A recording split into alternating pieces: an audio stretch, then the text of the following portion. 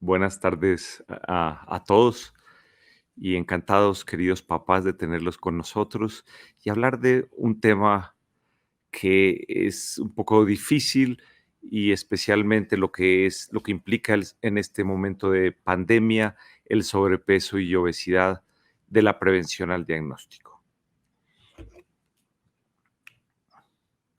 Muchas enfermedades del adulto empiezan en la niñez y obviamente la obesidad es una de ellas. Nosotros como padres quisiéramos tener como una bola de cristal y cuando tenemos un hijo nos gustaría saber realmente qué enfermedades tendrá y si va a tener, por ejemplo, obesidad. Y la realidad es que hoy uno lo podría hacer. Si uno hace una secuenciación de HLA, podría saber exactamente qué enfermedades o qué enfermedades tiene más probabilidades de tener nuestros hijos. Cuando yo estudié medicina, había una frase que decían, genética es destino. Es decir, si en mi familia había gente con obesidad y sobrepeso, me decían, genética es destino. Usted va a heredar esos genes y por lo tanto va a tener obesidad. Sin embargo, las investigaciones en los últimos 20 años han cambiado totalmente. ¿Por qué? Porque uno puede cambiar el DNA, el RNA, las histonas, o sea, la parte genética se puede cambiar. Y es así como una persona que no tenga el cuerpo, digamos, de atleta, si hace un entrenamiento puede cambiar sus músculos y de ahí en adelante ese niño, ese adulto puede cambiar la parte genética y hacer una modificación genética. El hambre y el apetito, que está relacionado con la saciedad, es relativamente compleja. Aquí al lado izquierdo vemos en el sistema nervioso central que los núcleos ventral, ventricular, noradrenalina, etcétera, están implicados en el hambre y el apetito. Por otro lado, también en el sistema nervioso periférico, la dopamina, serotonina, insulina, tener más grasa parda o menos grasa parda y la leptina intervienen en las modificaciones del hambre y el apetito. Pero definitivamente hay factores ambientales y emocionales que son muy importantes en la alimentación. Depende todo de la disponibilidad, de la religión, de la cultura. Hay alimentos de tierra caliente. Cada zona en nuestro país tiene, es diferente comerse una bandeja paisa o un ajiaco en Bogotá o comerse un pescado con arroz con coco y plátano frito en la costa. Por lo tanto, todo esto depende de la actividad, del ambiente, el sabor, el olor y la textura de las cosas es diferente. Y por otro lado, hay factores emocionales. Se ha visto que con el estrés la gente empieza a comer más como una sensación de compensación. Por otro lado, o todo lo contrario, tenemos una epidemia de trastornos de comportamiento alimentario de anorexia, se nos ha aumentado casi a 2 o 3 veces más los pacientes que veíamos. Ahora, nosotros somos la punta del iceberg, nuestro grupo de soporte nutricional pediátrico, y estamos manejando pacientes que llegan muy mal a unidad de cuidado intensivos con frecuencias de 30. Claro, hay factores emocionales, el mismo miedo a la situación, y esto viene a ser como una compensación. Por otro lado, tenemos que saber un poco cómo fuimos formados antropológicamente y tenemos que saber que la alimentación fue establecida genéticamente para garantizar la supervivencia. Es decir, nosotros tuvimos un gen ahorrador, lo que se llama el gen ahorrador, que guarda glucógeno en nuestro hígado para tenerlo de reserva, para que en el momento que haya estrés, nosotros lo podamos aprovechar para, por ejemplo, poder correr si un dinosaurio o pues, si un mamudo o si un bisonte me iba a atacar. Y es así como fuimos diseñados antropológicamente hace cientos y miles de años para buscar capturar, consumir, digerir y absorber las presas. Es decir, nuestra presa teníamos que no solamente planearla, sino correr detrás de ella y posiblemente matarla, luego prepararla. Por lo tanto, los jefes en la antigüedad eran los más fuertes, los que corrían más. Y el tiempo que no estaban cazando, estaban entrenando para planear la cacería. Por lo tanto, eso implicaba una actividad física. Y miren que hay una de las cosas más importantes que es una conjunción entre actividad física y también entrenamiento y alimentación. También aprendimos antropológicamente que el hombre tenía que tener ayunos. Es decir, en la antigüedad probablemente un hombre como el que aparece en la diapositiva tenía que esperar 12 horas antes de cazar un bisonte y poderlo compartir con su familia. Pero es bien importante saber que uno en general, por lo menos en Colombia, debemos tener un desayuno, un almuerzo, una cena y probablemente un pequeño snack a media mañana y media tarde. Por lo tanto, tiene que ser muy cíclico y es uno de los pequeños mensajes. Si uno quiere alimentarse bien, tiene que tener horarios. Es mejor comer desayuno, almuerzo y comida o las 3 comidas y unos pequeños snacks, sobre todo en los niños cuando hacen actividad física para mantener una buena nutrición. Por otro lado, las herramientas que utilizábamos para cazar las empezamos a cambiar por armas, desafortunadamente, y por dinero. Es decir, ahora es muy fácil, eh, uno paga desde el celular y llama a Rappi y a uno le traen en una hora una pizza, por ejemplo. Y por lo tanto ha cambiado el concepto de antes ir por el alimento, conseguir el alimento y ahora se ha facilitado todo. Otra cosa importante es la aparición del azúcar y no hay que pensar que el azúcar es malo, porque yo, digamos, mis mejores recuerdos y todavía, digamos, aquí hay una heladería en Usaquén y una de las cosas que me encanta es comerme mi helado y sobre todo en un día soleado y pues tengo la excusa de poder quitarme un momentico el tapabocas. Por lo tanto, no podemos decir que toda el azúcar es mala porque los niños necesitan postres, algunos snacks para mantener, sobre todo si están en crecimiento.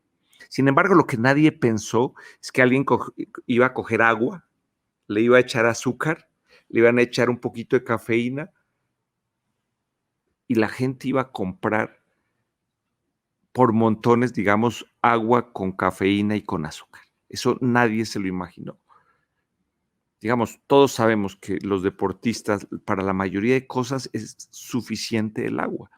El problema es que muchos de nuestras regiones y nuestros países, no hay agua potable. Y la verdad, por ejemplo, México es un ejemplo acá en algunas zonas, sale más barato comprar una gaseosa que una botella de agua. Es más fácil ir a un sitio para comer comida rápida y una hamburguesa en combo que realmente hacer un mercado por la situación actual. Muy bien.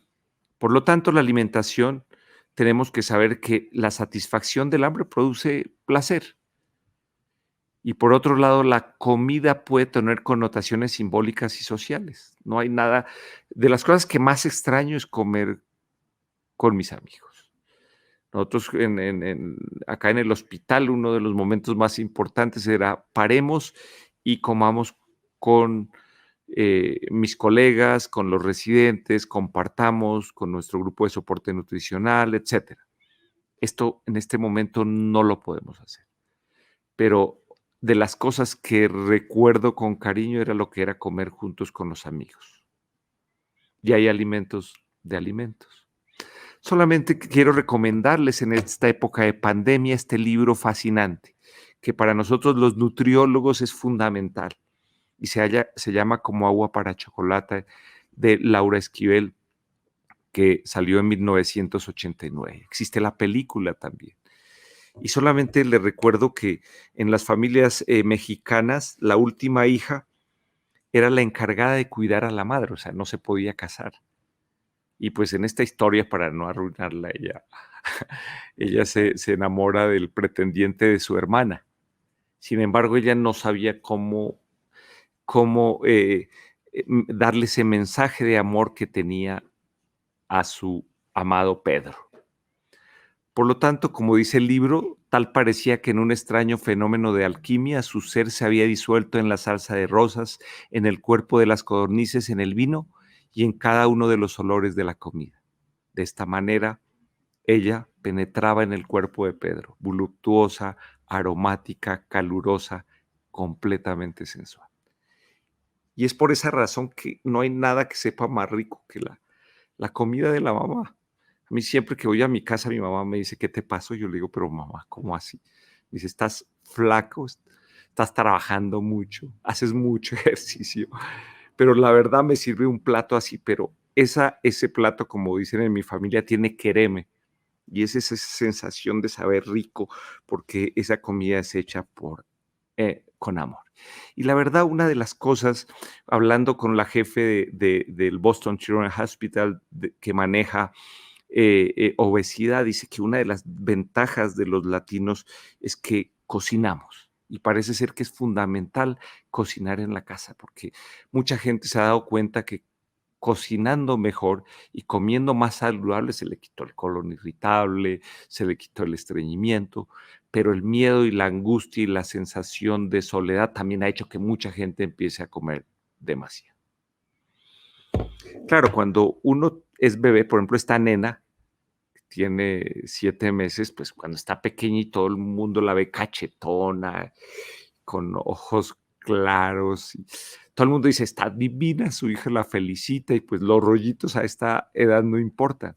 Entonces, hay una sensación de bienestar y sobrepeso, obesidad, pero, o sea, a nadie le importa ver a esta nena y todo el mundo está feliz de verla así. Sin embargo, esta misma niña, cuando ya llega a los 28 y está así, pues bueno, sigue siendo hermosa y sigue siendo bella, pero la verdad ya empieza a tener problemas de rodillas, dolor de espalda, etcétera. Y es así como, por ejemplo, si vemos el ejemplo de Estados Unidos, pero ya, por ejemplo, México superó en obesidad a Estados Unidos, Chile también está muy cerca, y vemos lo que los estados en que en los años 90 había de sobrepeso y obesidad, y cómo ya en el año 95 iba pasando la prevalencia de obesidad al 15, al 20%, y ahora, como ven en el año 2005, pues se pasa del 30% y actualmente está cerca del 70% de sobrepeso y obesidad. Por lo tanto, podemos definir la obesidad como una condición inflamatoria crónica que produce sustancias como las interleuquinas que inflaman todas las partes de nuestro organismo. No solamente el hígado, porque eso es, por ejemplo, el hígado graso, sino a nivel de corazón, de pulmón, el cerebro. Por eso la gente con más sobrepeso y obesidad se deprime más, hay cambios de carácter y empeora la calidad de vida. Y ha surgido lo que actualmente lo llaman algunos nutriólogos como una pandemia silenciosa.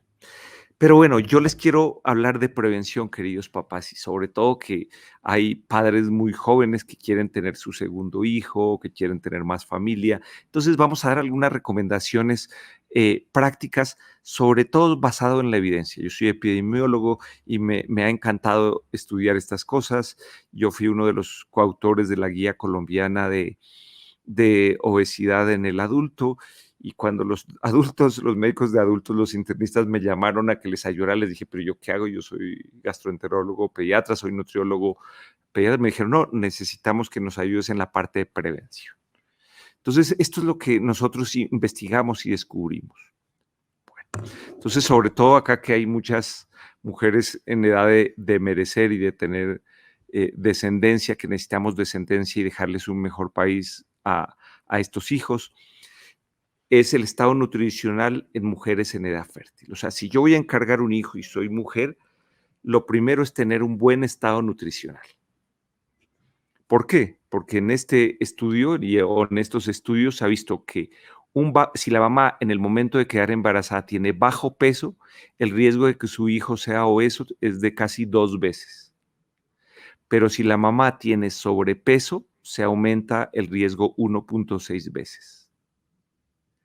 Y si la mamá en el momento de quedar embarazada tiene obesidad, tiene un riesgo casi de 2, inclusive hasta 2.3 veces de que su niño tenga sobrepeso y obesidad a los 3 años, que predice la obesidad del adolescente y del adulto. Por lo tanto, el estado, ¿qué pasa con el estado nutricional antes del embarazo? ¿Y qué han mostrado los estudios científicos?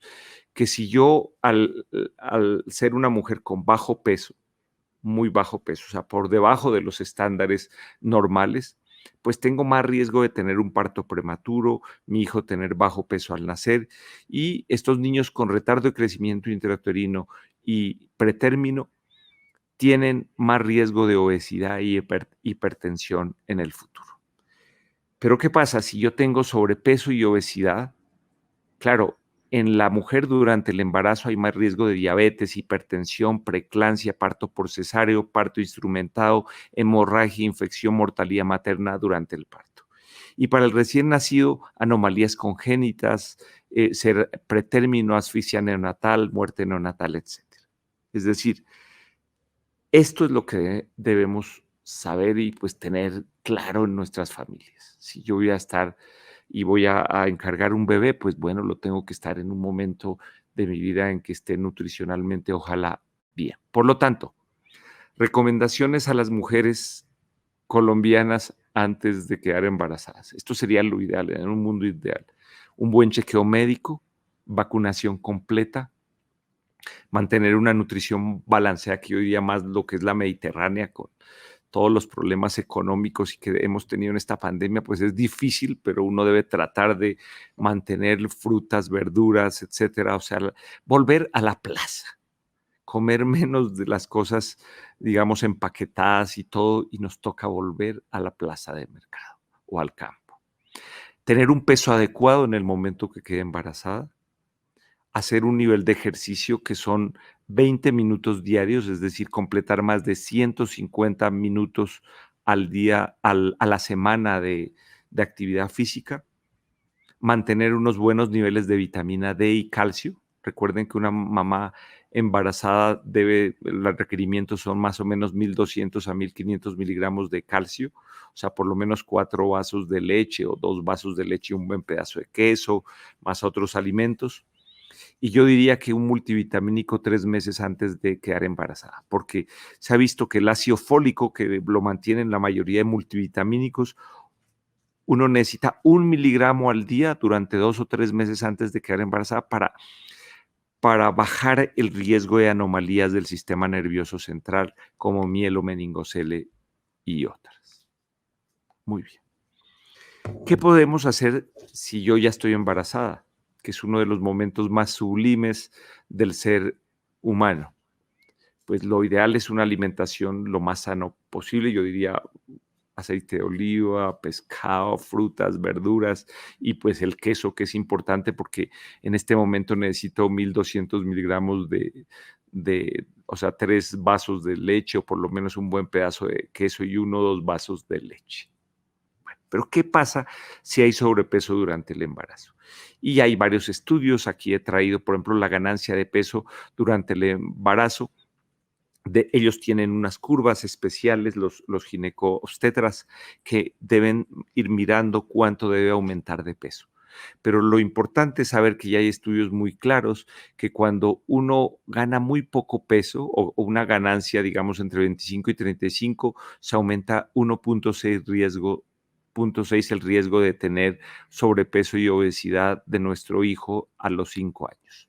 Pero si me subo mucho de peso, o tengo sobrepeso o obesidad del embarazo, el riesgo se me aumenta casi al doble de que mi hijo sea obeso. Muy bien. ¿Qué está pasando entonces en nuestro país? La pregunta es, bueno, ¿qué tan frecuente es el sobrepeso o la malnutrición en nuestras embarazadas? Desafortunadamente solamente tenemos la encuesta nacional de salud del 2010. En el 2015 lo que yo he mirado no está cuantificado, pero se encontró en el 2010 el estado nutricional de las gestantes. Y miren, solamente la mitad tenían un peso adecuado en el momento que se hizo la evaluación. pero el otro 50% o tenían sobrepeso, obesidad el 45%, o tenían malnutrición o desnutrición o eran con bajo muy bajo. Por lo tanto, vamos a tener un ejército de niños probablemente con obesidad y probablemente con otros problemas cardiovasculares. Muy bien. Estas son las curvas, por ejemplo, es un ejemplo de lo que deben usar los obstetras, y en cada control debe haber una tendencia de cuánto debe ir aumentando de peso para mantener un peso saludable. El otro problema es el consumo de cigarrillo y el embarazo. Muchas madres fuman, pero también fuman sus esposos y también fuman sus compañeros o en la casa.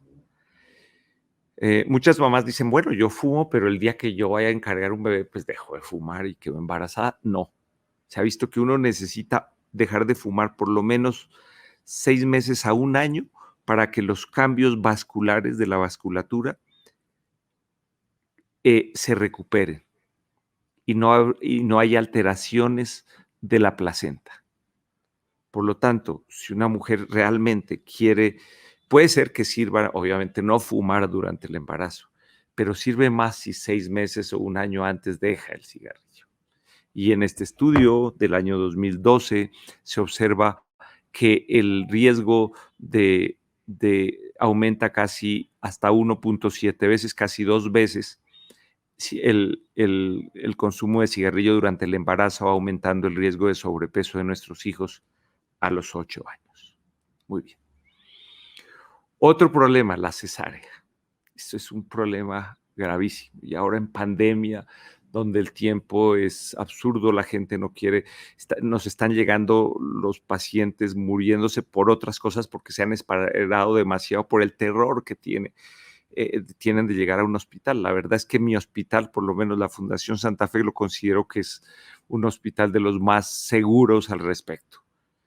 Y se está haciendo, me parece, más cesáreas que la cuenta. Pero bueno, la cesárea que muchas veces está indicada y debe hacerse, porque sobre todo, por ejemplo, aquí en la Fundación tenemos un programa de alto riesgo obstétrico, o sea, partos de mellizos, trillizos, hipertensión, malformaciones, está aumentada.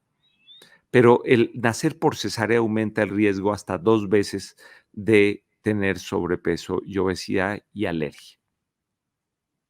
Solamente les quiero mostrar uno de los pocos estudios de prevalencia de cesáreas en Latinoamérica, que lo hizo un profesor chileno, el doctor Martin Godland, con el que pude trabajar hace muchos años. Y miren, por ejemplo, Colombia pasó en el año 98, el 24% eran cesáreas, a ya los últimos años en que prácticamente ha aumentado el 84%, pasando en los últimos años a 45. En este momento en Bogotá, por lo menos más del 50% de los niños nacen por cesárea. Y como digo, muchas están indicadas, pero muchas son electivas. Nace nuestro bebé, pero tenemos algo fantástico, es la leche materna. Y definitivamente la leche materna es una ventaja para la madre, menos cáncer de seno, menos cáncer de ovario, y si subió de peso y tuvo sobrepeso durante el embarazo, esto prácticamente es una lipólisis, una liposucción. Eso la verdad es que las adelgaza mucho a las mamás, pero ya digo, ellas deben alimentarse bien. Pero lo que se ha visto es que en diferentes estudios, como estos que estoy mostrando acá, realizada, por ejemplo, este estudio en 355,000 sujetos y hechos metaanálisis, que son unos de los estudios más fuertes para sacar conclusiones, los médicos protege entre un 10 al 20% de que nuestro niño no sea obeso. Y nosotros vemos que los niños alimentados con leche materna son más delgados y tienen sus propias curvas y van aumentando de peso un poco más, más abajo de los niños alimentados con biberón. Desafortunadamente en nuestro país, esta es la encuesta nacional de salud, la lactancia materna ha ido bajando, como pueden ver, llegamos a un boom hasta el 45% de lactancia en los primeros 6 meses y vamos probablemente en 36%. La otra que se ha visto es si el momento en que yo introduzco la alimentación complementaria tiene que ver con la obesidad. Y bueno, aquí les traje un ejemplo de este estudio muy interesante en que uno puede la alimentación complementaria entre los 4 a 6 meses. La recomendación oficial de la Organización Mundial de la Salud es lactancia exclusiva hasta los 6 meses. Y a ese momento hay que empezar la alimentación complementaria. Sin embargo, hay un momento, por ejemplo, que nosotros lo aprovechamos, que es una ventana de tolerancia, sobre todo en niños con antecedentes de alergia, que al empezar a los 5 meses, muchos alimentos, ellos van haciendo más, es como una vacuna para que toleren los alimentos más rápido. Pero lo que muestra este estudio es que el momento de la introducción de los alimentos con la alimentación complementaria no es tan importante. Lo importante es el biberón o, bueno, mamadera, o bueno, como lo quieran decir en muchos países de Latinoamérica. ¿Por qué? Parece ser, o lo que se sabe, es que para sacar leche del seno, el niño tiene que succionar y hacer un esfuerzo hasta que llega y queda cansado. Es como dar una vuelta trotando alrededor de la Fundación Santa Fe, hasta que él ya queda feliz y dice, no tengo más hambre, y ¡pam! Entonces, hay una sensación de plenitud que ayuda a que los niños se controlen, y ahí en 2 o 3 horas me abre el apetito y yo otra vez pido y tomo leche. Sin embargo, cuando un papá, una mamá o una abuelita le dicen hay que darle 4 onzas en el biberón, la mamá no está tranquila, o el papá, o a veces el abuelito, hasta que el niño se acabe las 5 onzas que le dijeron que había que darle. ¿Por qué? Porque es mucho más fácil, por gravedad baja la leche del biberón. El niño lo toma con facilidad y por lo tanto se ha visto que hay más tendencia al sobrepeso y la obesidad, como lo miran en esta diapositiva. En este estudio que hicimos hace algunos años, publicado en el 2013, miramos los factores de riesgo para alergia a la proteína de leche de vaca en 40 niños que les habíamos hecho un reto, o sea, eran los más que tenían mayor sospecha de alergia a la proteína de leche de vaca, y encontramos que desafortunadamente en nuestras instituciones, porque nosotros recibimos pacientes en nuestra consulta de todo Bogotá y de fuera de Bogotá, habían recibido fórmula en el 87% de los casos. El parto por cesárea, miren, 67%. Ahora uno dice, bueno, pero ¿por qué? Eso fue en el 2013. Pues muchos de esos niños, o sea, el 25% de esas cesáreas eran electivas. Es decir, la mamá y el papá decidieron, quiero que mi niño nazca por cesárea. Obviamente yo soy muy respetuoso, yo nunca he tenido un bebé ni por parto vaginal ni por cesárea, pero digamos, yo pienso que los obstetras y los médicos debemos informar de las ventajas de nacer por parto vaginal. Y miren, en esta serie, por ejemplo, 55% de las madres eran fumadoras activas o pasivas. Y es que definitivamente nacer por parto vaginal es uno de los mejores regalos que le podemos dar a nuestros hijos. ¿Por qué? Porque uno se come las bacterias de la mamá para después protegerse contra otras bacterias más graves. Se ha visto que hay una microbiota totalmente diferente en la microbiota de un niño nacido por parto vaginal y alimentado con leche materna que uno, por ejemplo, con fórmula, o otro que nació por cesárea. Por lo tanto, uno de los regalos podría ser nacer por parto vaginal y alimentación con lactancia exclusiva entre los 4 a 6 meses. Y es que se ha visto que las personas, por ejemplo, en longevidad, los estudios de longevidad, la gente que quiere vivir más quiere tener una flora parecida a un niño nacido por parto vaginal y alimentado con leche materna. Y por eso se habla mucho, como sabrán ustedes, de la microbiota. Y es así como se sabe, por ejemplo, hay cálculos de probabilidad de obesidad de mi hijo a los 7 a 10 años. Si yo fumé durante el embarazo, tuve sobrepeso, mi hijo nació, gané mucho peso durante el embarazo, no le di leche materna o no pues a veces hay cosas imposibles. Nosotros, digamos, la Santa Fe es ya un hospital amigo de la madre y el niño, y estamos cada vez nosotros estimulando más que nuestros pediatras, nuestros médicos y en nuestros servicios se utilice más la leche materna y sobre todo que se le ofrezca en la primera hora, apenas nazca, que es un control de calidad, de buena salud, que es lo que se hace acá. En el 97% de los casos de niños sanos, los niños están con leche materna en la primera hora. Y solamente para saber que existen muchas cosas que se están haciendo en prevención. En el colegio se está tratando de que haya más actividad física, pero estamos encerrados. El colegio y el hogar probablemente también se está tratando. El colegio, hogar y la comunidad. Ahora es muy difícil en estos momentos de pandemia, pero podemos decir hasta aquí para resumir y para seguirnos cuidando. La obesidad es un problema de la civilización y es una obligación social de cada uno de nosotros. Pero definitivamente el mejor tratamiento de la obesidad es la prevención. Buena nutrición antes y durante el embarazo, no al cigarrillo, ojalá parto vaginal, lactancia exclusiva, que es una ventaja para el niño. Hay estudios de que los niños que reciben lactancia por lo menos los primeros 4 a 6 meses, estudios de miles y miles y miles de niños donde se observa que les va mejor en la universidad, en el colegio, mejor IQ si es alimentado con leche materna. Eso no quiere decir que un niño alimentado con fórmula no crezca igual. Va a ser un niño inteligente, pero hay cosas que todavía están en investigación en la leche materna. Y yo creo que es clave el cambio de estilo de vida y el ejercicio. Muy bien. Ya viendo eso, entonces decimos, bueno, ¿cómo estamos en Colombia? Pues más o menos. Bueno, ahora en estos momentos más, pero seguramente los buenos somos más y vamos a salir adelante.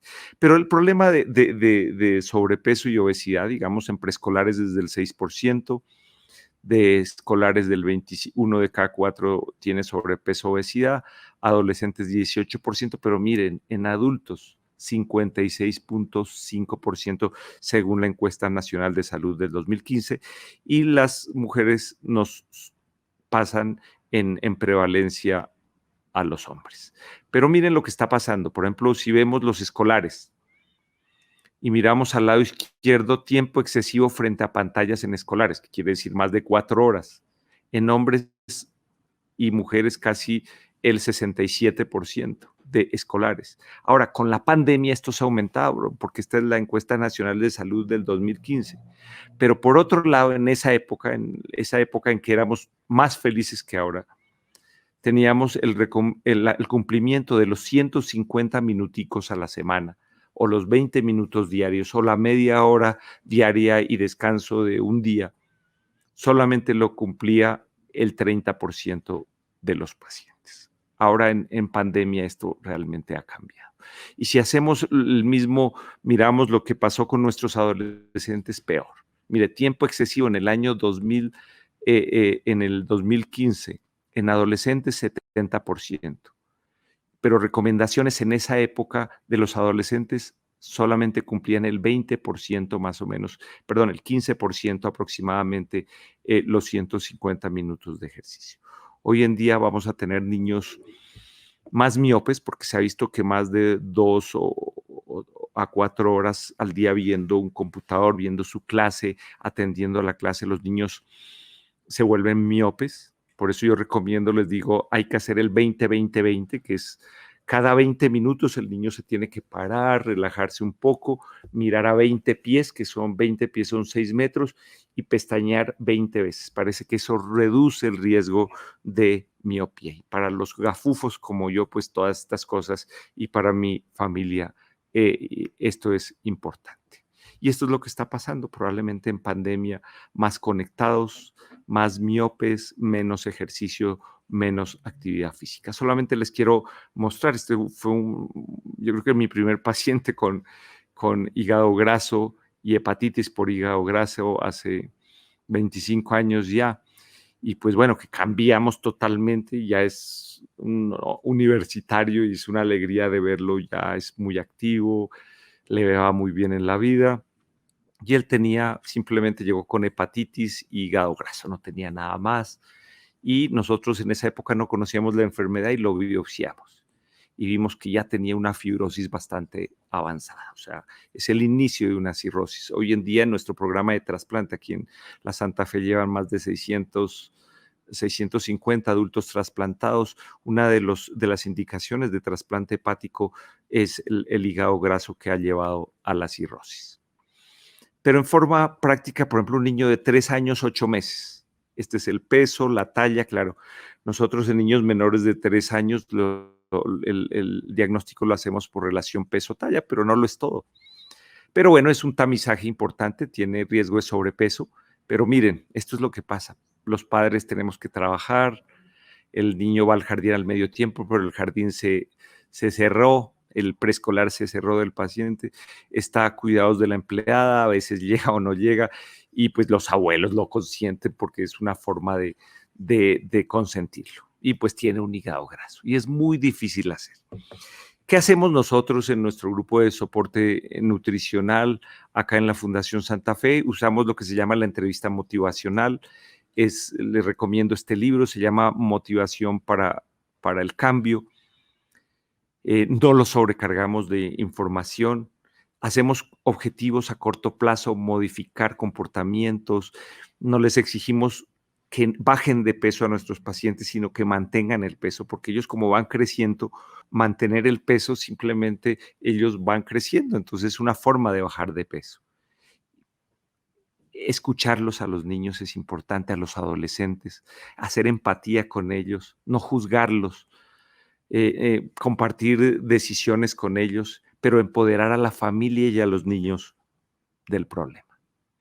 Las barreras que hemos visto, comer y ver televisión es terrible, digamos. El televisor debe estar en un sitio fuera. Lo peor regalo que le puede hacer es comprarle un televisor a su hijo para que esté encerrado. Probablemente ya un adolescente es imposible porque ellos se conectan de donde estén, pero mientras uno lo pueda hacer, mejor.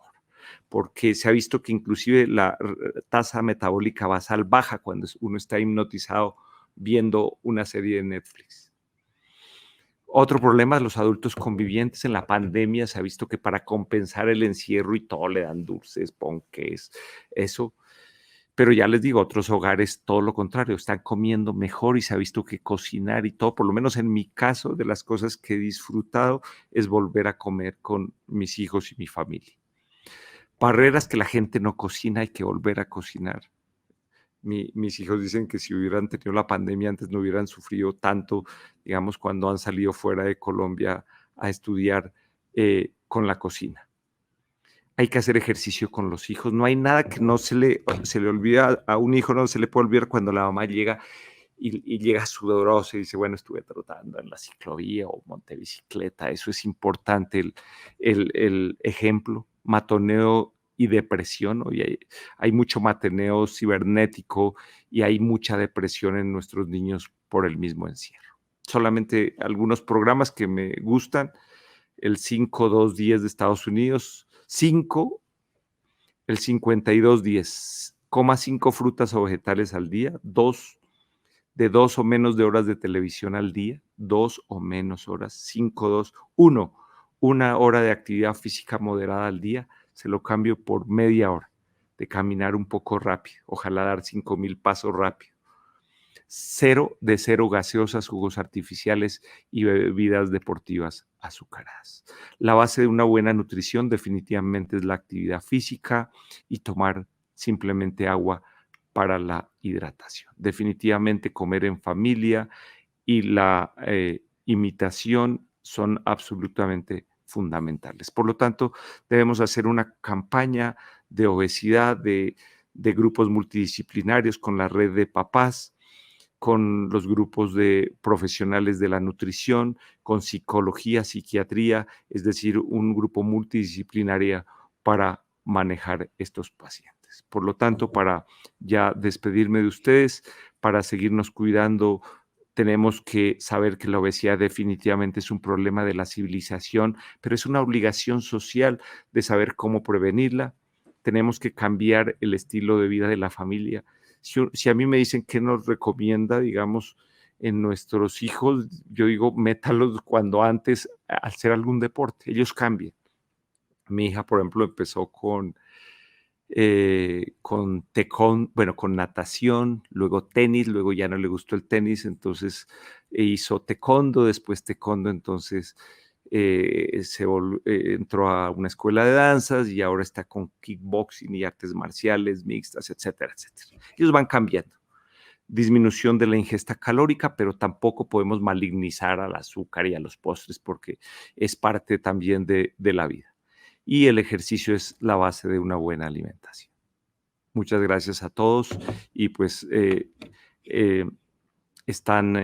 pues, quiero simplemente agradecer a la Fundación Santa Fe, a la Universidad de los Andes, a mi grupo de investigación de pediatría y al Colegio Colombiano de Gastroenterología, Hepatología y Nutrición Pediátrica. Muchas gracias.